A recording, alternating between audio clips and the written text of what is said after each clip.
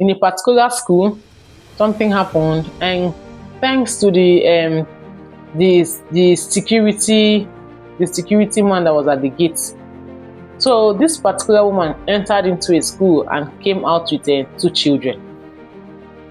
Yeah, lo and behold, she was not related to the children. She was not their mother or auntie or cousin or domestic staff, nothing. And I really admire that the security staff at the gate, because he said that he knows these children and he knows the person that comes to drop and pick the children. And so that woman, to him, that was the first time of him seeing that woman. And so if he felt strange that these children that I know the person that usually comes to either drop them or pick them. It has not changed from the people I know. And also the people that comes to pick or drop them have their information with the school. And so these people did not send the school any message that, okay, see you, another person come and pick my children. You see? But rather it was this woman said at first, so this was what happened. So she went into the school, came out with two children. And now when school, when the school closed and you want to go and carry your child or your children and all of that. And so the security staff walked up to her and said, "Ma, please, I'm sorry. Are these your children?" At first she said, yes, they are children. But when the security staff kept interrogating, she said, okay, and now my sister children. But ma, you said at first they are your children. You said my sister children are my children now.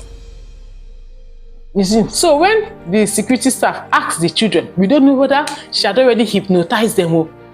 When she asked the children, do you know this woman? They were just nodding their head. Asked the other one, do you know this woman? Yeah. So who knows whether she had already hypnotized these children? Well, thanks be to the security staff who kept insisting, okay, ma, please, I'm sorry. Can we go into the school and find out? Because good enough, we have the details of the caregiver, the parents. Can we go into the school? So she felt very hesitant. She didn't want to enter. So that was where it drew the attention. People say, if the children are related to you, they don't enter the school now. They should be the parents' information. Let's enter. Let's go and call the parents to find out, okay, did you actually do this? Did you actually send somebody to come and pick the children? She felt hesitant. And for the fact that she felt hesitant, drew other people's attention. And said, then this thing is suspicious. Oh yeah, madam, you are going inside the school by force. They dragged her into the school.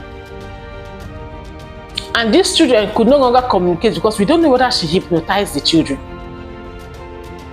And so they began to search for the contact details of the parents and the caregivers, and they called. Lo and behold, the mama or the papa no send anybody.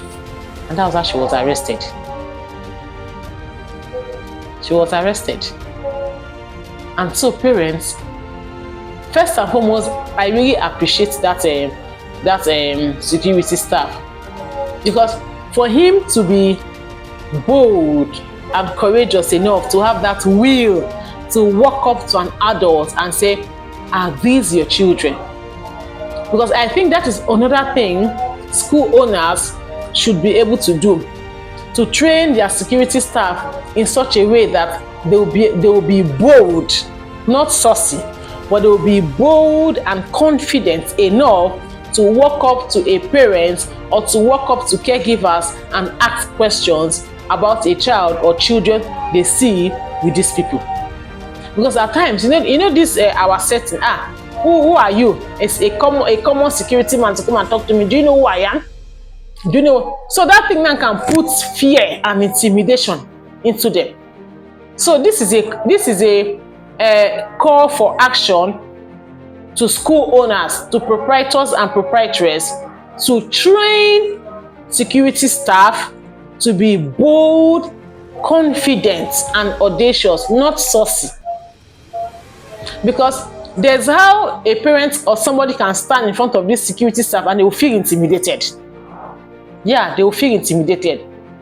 But the position they hold should be able to bring out that confidence in them, and also to add with the training and mentoring of the school, should be able to give them that confidence to work. If they feel anything suspicious around a child, or the parents, or somebody coming to drop or pick the child, they should be bold enough to walk up to that person and ask questions politely.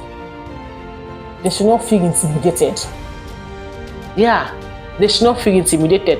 Whether the person came to the school with a Lamborghini, whether the person came to the school with a Rolls Royce, they should not. Whether the person came to the school with Ferrari, they should not feel intimidated by the person's class or by the person's status, and not want to ask the person question. Because by coming in that appearance might send intimidation into the security staff. I know what I'm saying, because I've seen it very well. I've seen it. So it's a call for action. School owners, build that trust, build that confidence, and also give them your moral support. Because maybe once in a while they might make mistake. Maybe they might go and speak to somebody that actually, these are my children. So the person might want to say, I will arrest you, I will do this one, and you will lose your job. So when they get that moral support from you, the school, that mistakes do happen, okay, this thing will not happen again, we are sorry. Not at the end of the day, you now sack the security staff.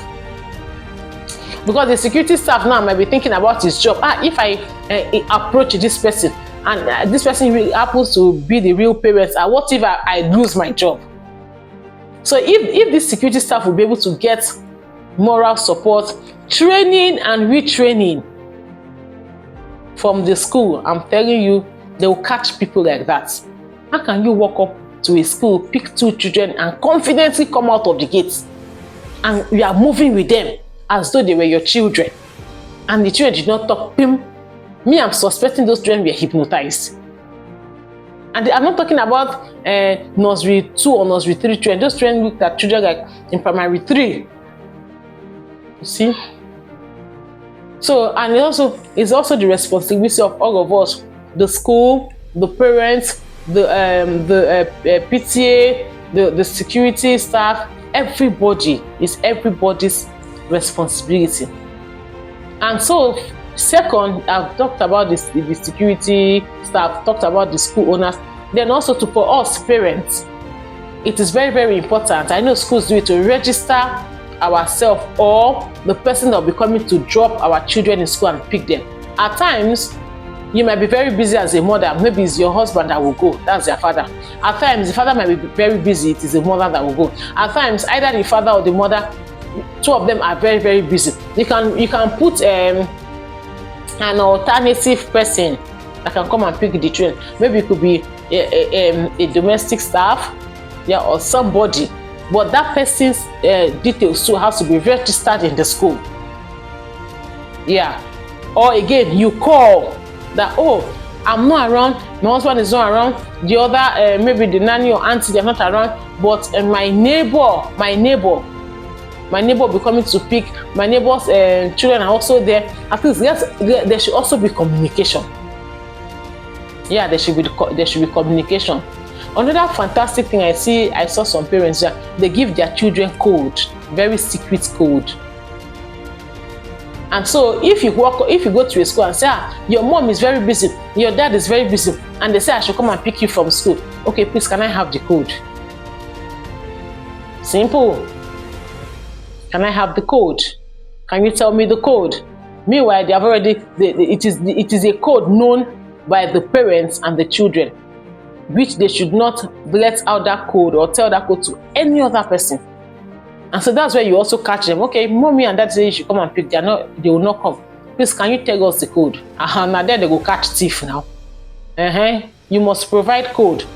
And so if you know if you provide code, now then they go catch thief. And so the children should know that when they are not able to provide the code, say this one not thief children, one can't thief children. Children should raise alarm. So that is also another thing we can also do to give our children code. Of course, this code will not be applicable, cannot be applicable to the children in the playgroup, kindergarten, nursery 1, nursery 2, and all of that. But at least from primary one up, can give this children code, because I tell you, a lot of things are happening. A lot of kidnapping, name it, school, and all of that is happening. And so we must stay vigilant as parents, as school owners, even the society, the government. We must stay vigilant to protect our children. Thank you so much. Please, I need you to subscribe to my YouTube channel, comment, like, and share. Thank you.